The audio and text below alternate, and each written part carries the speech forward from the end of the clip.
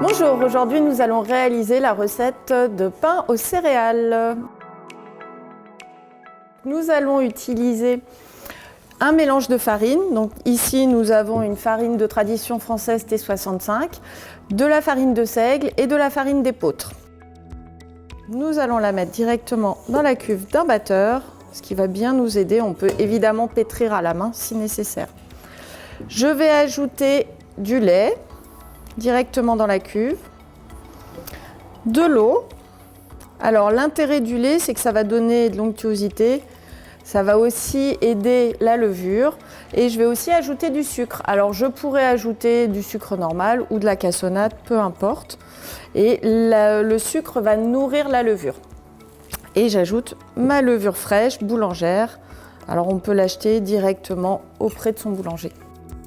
Maintenant, je vais mettre à pétrir, pour créer le réseau glutinique, je vais mettre à pétrir pendant 5-8 minutes, de telle manière à ce que toute la masse soit bien boulée.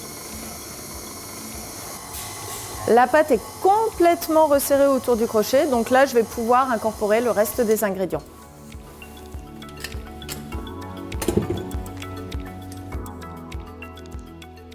Je récupère la pâte dans ma cuve. Alors, je vais incorporer donc les graines pour aller dans mon pain aux céréales, le beurre. Donc, j'ai incorporé tous les ingrédients et je vais repartir sur une deuxième session de pétrissage en vitesse 2 jusqu'à ce que le beurre soit bien amalgamé. L'intérêt du beurre, c'est qu'il va donner du moelleux et une belle coloration à notre pain.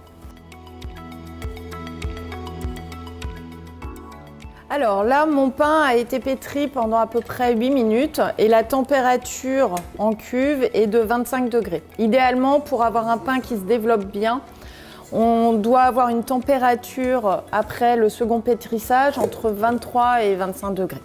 Et donc maintenant, je vais pouvoir mettre directement mon pain en pousse. Donc vous voyez, on peut voir qu'on a une pâte qui est bien élastique, qui est de bonne tenue. Alors là, je vais la filmer à la surface.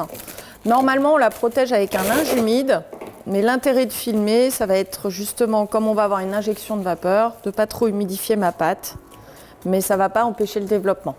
Et mon développement va être assez court, étant donné que j'ai mis du sucre pour aider justement et nourrir la levure.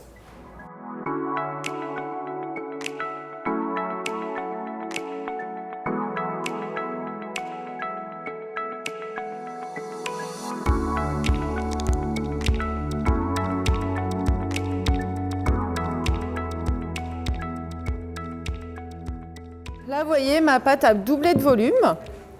Donc, je vais pouvoir enlever le film. Et on va pouvoir découper des petits pâtons pour justement pouvoir préparer mes petits pains aux céréales. Alors, avec la corne, je vais rassembler la pâte. Je fleure un petit peu mon plan de travail. Hop, je vais basculer ma pâte.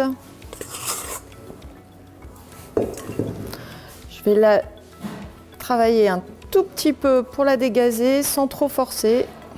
Voilà, je la replie sur elle-même. Et là, je vais pouvoir faire mes petits pâtons. Je vais bouler mes petits pâtons. Je les travaille pas trop et je vais pouvoir les mettre en pousse directement dans le plat.